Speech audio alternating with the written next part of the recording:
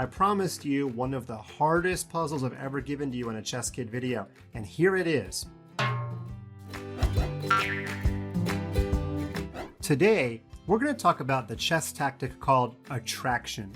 Now, usually if you're attracted to something, it's something you really want, but occasionally, attraction will bring you to somewhere you don't want to be. If you've ever sat outside on a summer night and had any kind of light going, you know that sometimes bugs are attracted to the light, but when they go too close, they get zapped, and that's what we're going to see today. We're going to trick one of the other guy's pieces into moving somewhere it doesn't want to go, and then we're going to zap him. We've got a whole bunch of positions today, and at the end, I've got a challenge position, one of the hardest ones I've ever given in a ChessKid video, so stay tuned for that. In this position, notice Black has nobody guarding his back row, but if we try to invade his back row with our queen, well, his king will just take us. Or if we try to go this way with a check, the king can run away. So what we're going to do is force the king to go somewhere he doesn't want to go. The right way to give a checkmate is to move our rook all the way up the chessboard to e8. Now Black only has one move, he has to capture, but we've tricked the Black king into moving to the left. Now when we play our move queen to c8, it's checkmate, because the king can't use the g7 square, he's too far away. And he can't come down the board because of our bishop. So we tricked the king into moving to a square he didn't want to move to.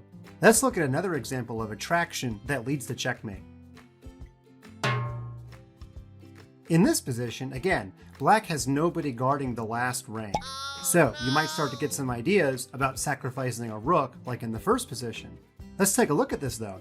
If you decide to move this rook up all the way to h8, of course Black has to capture you. Now that allows your queen to invade on the square f8. But it's not quite mate because the king will run away, and we've lost a rook for really no reason. Let's back up to the beginning though.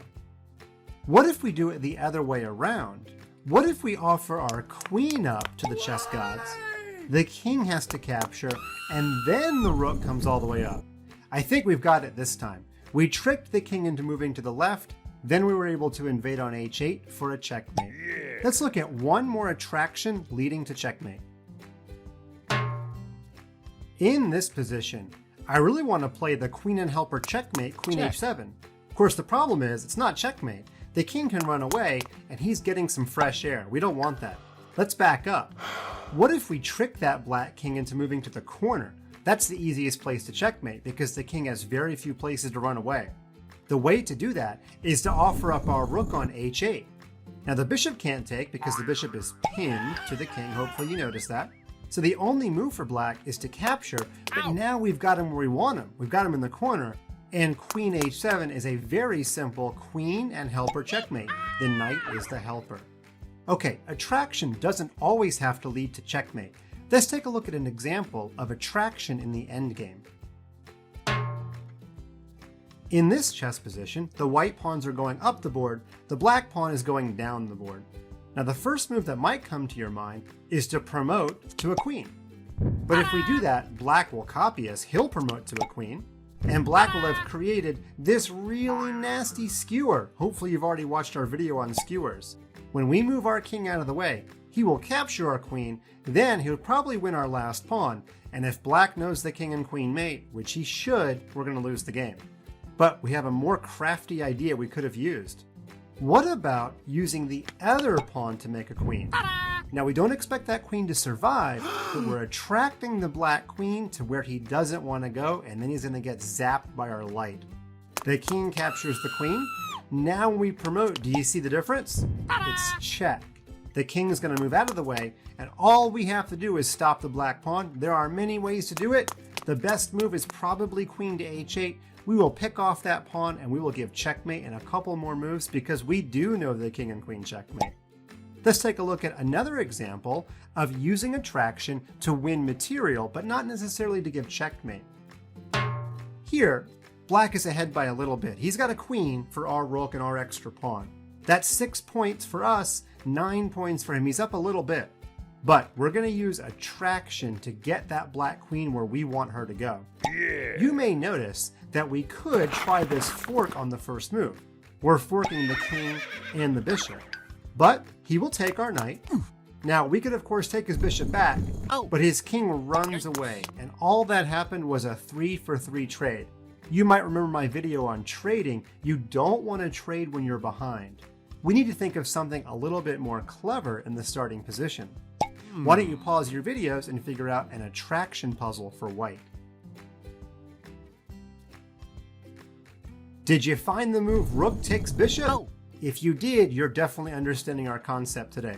Now, we're pinning the queen to the king, so the only reasonable move is for him to capture our rook.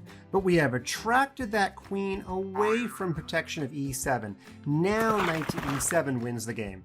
The king runs out of the way, we capture the queen, we're up a knight and a pawn, and our endgame skills should be good enough to win this game.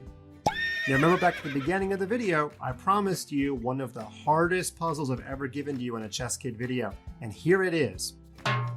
This is a real chess game that I played when I was a kid at a summer chess camp.